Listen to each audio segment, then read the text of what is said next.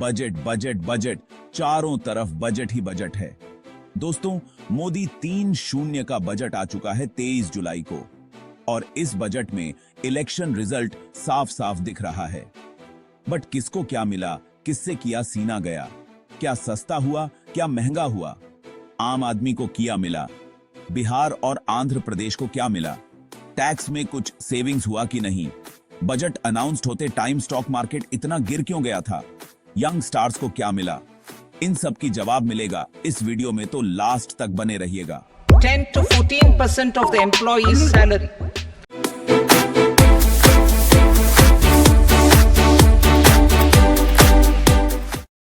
किसी भी देश के लिए बजट काफी इंपॉर्टेंट होता है, क्योंकि उसी से हम समझ सकते हैं सरकार का फ्यूचर प्लान क्या है। लेकिन सवाल यह है, बजट होता क्या है और कितने टाइप का बजट होता है? तो देखो दोस्तों, बजट 2 फैक्टर से डिसाइड होते हैं। एक इनकम कितना है और दूसरा स्पेंड कितना करना है।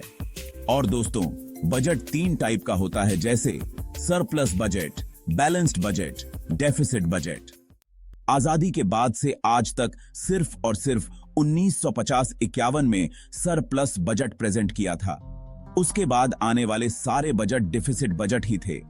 इस बजट में 31,29,200 करोड़ रेवेन्यू है और टोटल एक्सपेंसेस 48,20,512 करोड़, मतलब पूरा 16,81,312 करोड़ सरकार को बोरोइंग करना पड़ेगा।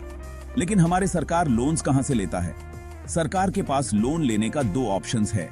एक डोमेस्टिक डेट जैसे bonds, state provident fund, market borrowing, short term borrowing, और दूसरा एक्सटर्नल डेट जैसे IMF और वर्ल्ड बैंक से लिया जाता है।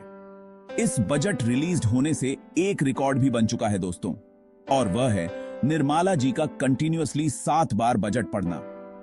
इससे पहले मोरारजी देसाई कंटिन्यूअसली 6 बार पढ़ा था और उन्होंने टोटल 10 बार बजट पढ़ा है।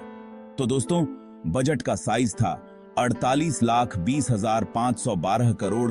उसमें से सबको भर भर के दिया, सबको कुछ ना कुछ तो मिला। बट एक सेक्टर से बहुत कुछ सीन भी लिया है, और वह है स्टॉक मार्केट। स्टॉक मार्केट में जो short term capital gain tax 15% था, उसे बढ़ा के 20% कर दिया गया। Long term capital gain tax 10% था, उसे बढ़ा के 12.5% कर दिया गया। और सबसे ज्यादा STT मतलब सिक्योरिटी ट्रांजैक्शन टैक्स को तो 100% इंक्रीज करके 0.02% कर दिया गया। इस बात से मार्केट में डर का महल बन गया और बजट स्पीच के दौरान मार्केट बहुत ही नीचे आ गए थे, जो धीरे धीरे रिवाइव कर गया। सरकार चाहते हैं F&O में टैक्स बढ़ा दो तो शायद शॉर्ट टर्म ट्रेडर्स कम हो जाएगा, लेकिन मुझे डाउट है कि कम होंगे। देखते हैं क्या होता है। इस बजट में सरकार मेजरली 9 सेक्टर्स में ध्यान देंगे, और वह है agriculture, employment, urban and rural development, infrastructure, innovation, manufacturing, services, energy और एजुकेशन।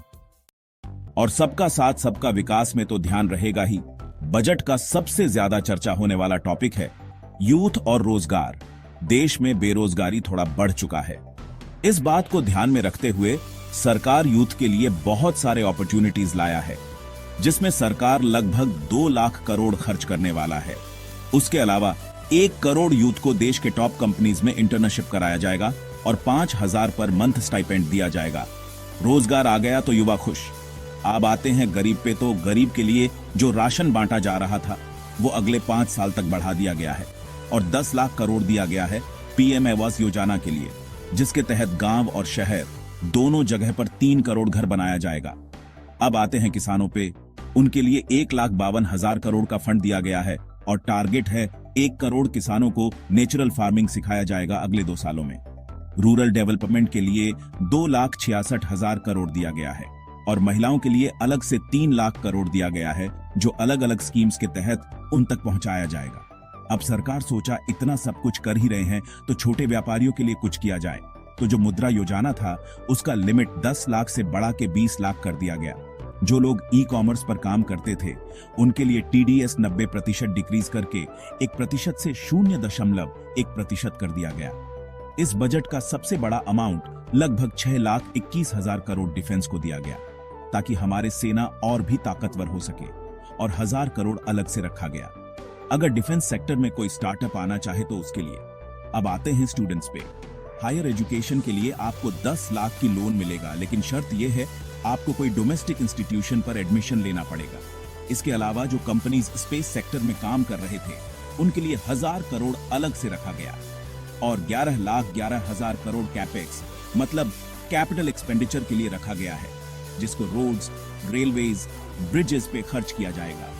अब आते हैं मिडिल क्लास पर। उनके लिए इनकम टैक्स का न्यू रिज्यूम लॉन्च किया गया। जो स्टैंडर्ड डिडक्शन था 50,000 का, उसे बढ़ा के 75,000 कर दिया गया और टैक्स स्लैब को थोड़ा चेंज किया गया। अप टू 3 लाख तक कोई टैक्स नहीं, 3 से 7 लाख तक 5%, 7 से 10 लाख तक 10%, 10 से 12 लाख तक 15%, 12 से 15 लाख तक 20% और 15 लाख से ऊपर 30%। तो ओवरऑल देखा जाए तो पिछले साल के मुकाबले इस साल सैलरीड एम्प्लॉइज का लगभग 17,500 का टैक्स सेविंग होगा। अब देखते हैं कौन कौन सी सामान सस्ता हुआ और कौन कौन सी सामान महंगा हुआ। तो दोस्तों बहुत सारे चीज सस्ता हुए, जैसे सारे लेदर प्रोडक्ट्स सस्ता होने वाला है क्योंकि लेदर पे ड्यूटी कम किया गया। मोबाइल और सारे मोबाइल एक्सेसरीज सस्ता होने वाला है क्योंकि उस पर जीएसटी कम करके 15% कर दिया गया। उसके अलावा गोल्ड और सिल्वर पर अब 3% जीएसटी लगेगा और डायमंड पर 1.5%। और हाँ दोस्तों, 3 चीजें महंगा भी हुए हैं: ammonium nitrate, telecom equipment and plastic. क्योंकि प्लास्टिक एनवायरनमेंट के लिए खराब है तो प्लास्टिक की यूजेस कम करने के लिए प्लास्टिक पर ड्यूटी बढ़ा दिया गया। अब बात करते हैं एनडीए अलायंस की मेजर 2 पार्टनर्स नीतीश चंद्र नायडू और नीतीश कुमार के बारे में। आखिर उन्हें क्या मिला? तो दोस्तों बिहार को मजा ही आ गया। इस बजट से बिहार को नया मेडिकल कॉलेज मिला, एयरपोर्ट मिला, कहीं सारे एक्सप्रेसवे बनाया जाएगा, भागलपुर में नया मेगा पावर प्लांट बनाया जाएगा, बक्सर में गंगा के ऊपर 2 साइड ब्रिज बनाया जाएगा। बाढ़ से बचने के लिए बड़ा अमाउंट दिया गया। ओवरऑल बिहार को 26,000 करोड़ मिला है डेवलपमेंट के लिए। आंध्र प्रदेश को मिला है 15,000 करोड़ उसका कैपिटल अमरावती को बनाने के लिए और बहुत सारे नेशनल प्रोजेक्ट भी मिला है। अभी तो 15,000 करोड़ दिया है और आगे भी देंगे, ऐसा भरोसा जताया है। तो दोस्तों इस बजट ने तो किसान से लेकर एनडीए अलायंस को भी साथ लेकर चल रहे हैं। अगर बजट में से कुछ चीज मुझसे छूट गया है तो आप लोग कमेंट में बताओ क्या छूट गया है और इस वीडियो को अपनी फैमिली और फ्रेंड्स को भेज दो ताकि वह लोग भी समझ पाए आप कितना अप टू डेट रहते हो। तो मिलते हैं नेक्स्ट वीडियो में। आप लोग चैनल को सब्सक्राइब करके साथ रहिए।